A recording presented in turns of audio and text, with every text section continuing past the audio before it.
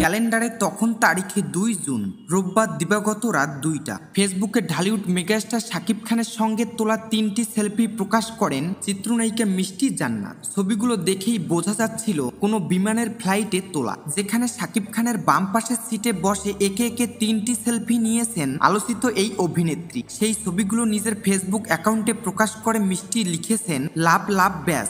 এরপরই সামাজিক যোগাযোগ মাধ্যমে আলোচনার ঝড় শুরু। সোমবার সকালের আলো ফুটে ওঠার আগেই মিষ্টি জান্নাতের সঙ্গে শাকিব খানের সেই ছবি রীতিমতো তাণ্ডবের সৃষ্টি করে সোশ্যাল মিডিয়ায়। শাকিবের সঙ্গে মিষ্টির এই ছবি নিয়ে আলোচনার বহু কারণ রয়েছে। এর মধ্যে অন্যতম বছর খানেক আগেই এই নায়িকার সঙ্গে ঢাকাই সিনেমার শীর্ষ নায়কের বিয়ের গুঞ্জন ছড়িয়ে পড়ে, যার সূত্রপাতটা অবশ্য মিষ্টি জান্নাতের মন্তব্যকে কেন্দ্র করেই।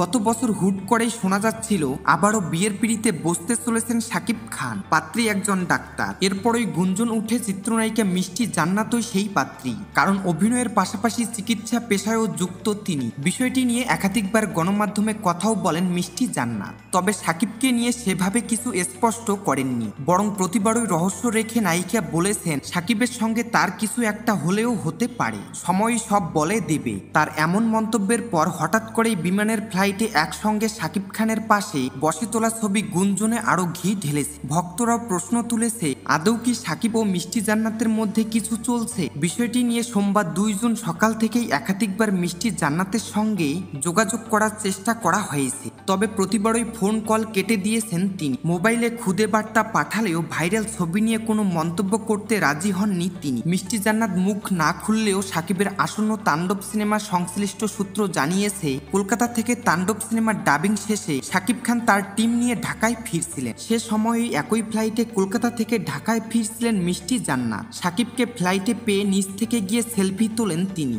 সেটাই ফেসবুকে প্রকাশ করে ভক্তদেরও বিভ্রান্তিতে ফেলেছেন।